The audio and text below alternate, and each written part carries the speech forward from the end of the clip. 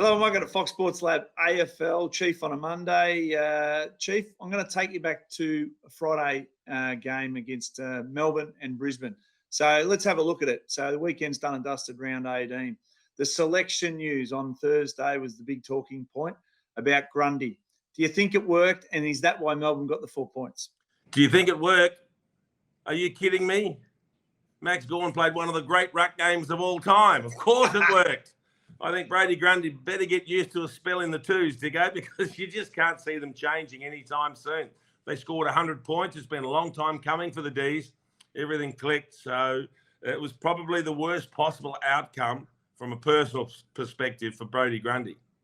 All right. Well, the reason I say did it work, well, Brisbane between quarters 2 and 3 kicked 12 goals to 6 and they had the game sewn up with 26 points up in the last quarter. So did they lose it or did Melbourne win it? Well, it's a combination, but you still have to recognise the fact that Max Gawn was clearly the best man on the ground. He dominated. His numbers were off the charts. What he did was absolutely spectacular. I think Brisbane made some mistakes, probably went a little bit too defensive too early. And it's interesting. We've seen Jack Gunston go behind the ball at times. He's got experience. He's a cool head. I just think at this stage of Jack's career, he doesn't have the impact you need. If you're going to send someone behind the ball, they've got to be able to impact a pack. They've got to have strength in the air, and Jack doesn't have that. So I think they might have got it a little bit wrong, but that's a lesson they have to learn. At least, we can stop talking about the MCG hoodoo.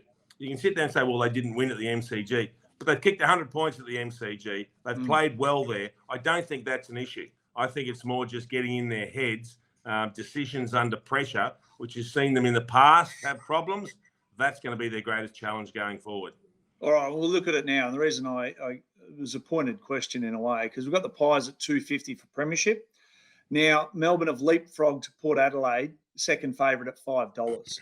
So Port Adelaide are now $6 for the flag. So there's something brewing at Melbourne in terms of Grundy missing out. So the punters are obviously pretty happy with Melbourne and where they sit. It surprises me to go. I mean, they stumbled Port Adelaide, but they were due for a stumble. You just can't win every single game that you play, and I still expect them to finish second. So they're going to have that home ground advantage through the final. So it's an interesting move, isn't it? It is. And let's touch on the doggy. So top 8, to make the top 8, they're $1.45. So one missed on Thursday night, going down to the Swans by 2 points. But do you still think they can make it? Oh, absolutely. I mean, a lot of teams stumbled. We know they stumbled.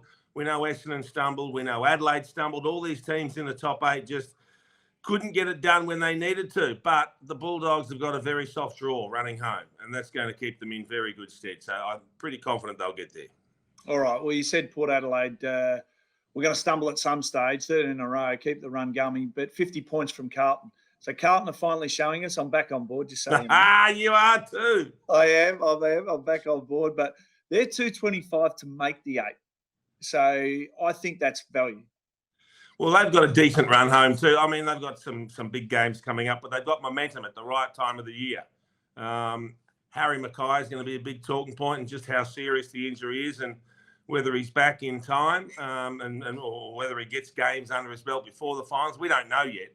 But they did play well, and they are flying at the moment. So I can understand why there's a bit of confidence about the Blues all of a sudden.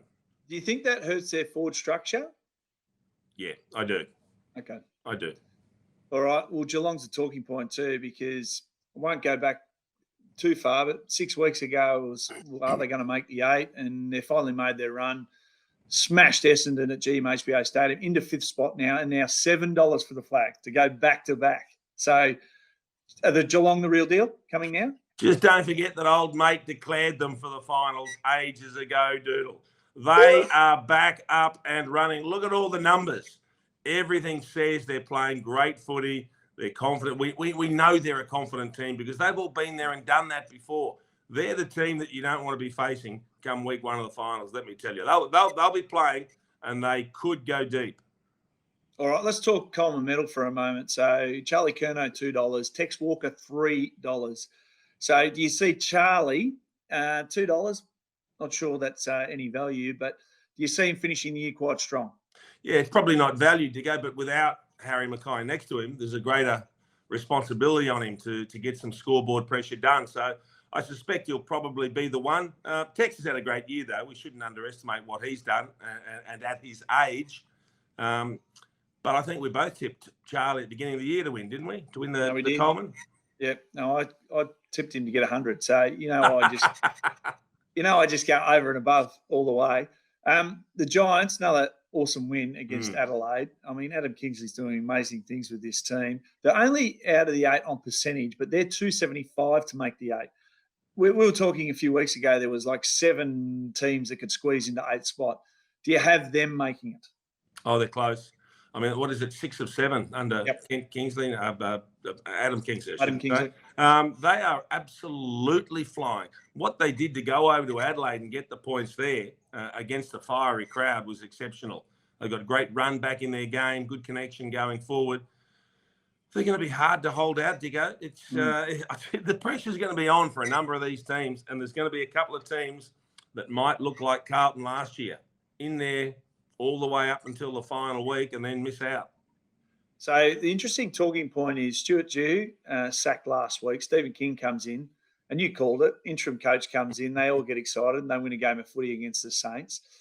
What if they make the finals? What if the Hail Mary out of all this and they do make the finals and they made that decision on Dew? Have they robbed him of the opportunity to coach this team to their first final series? No, I don't think you can say that. I can't see them making the finals, but B, you can't sit there and say, well, it was all Dewey's work if it did happen. If they do well under Stephen King, it's good for his resume, I think. But I still, even if they made the finals, I don't think Stephen King's going to coach them next year. So they'll be looking to land a big fish and expect that to happen. All right, well, let's finish on Brownlow. So second-year day cost now into $1.60. Whatever price he is, he's value, Dicker. Because this man cannot get beaten. He's incredible. He's mission impossible to tag. He's mission impossible for everything. But, Chief, we're going to be back on Thursday for the preview round 19. Enjoy your week. I shall do. Thanks for watching Fox Sports Lab AFL. What's gambling really costing you? For free and confidential support, call the number on the screen or visit the website.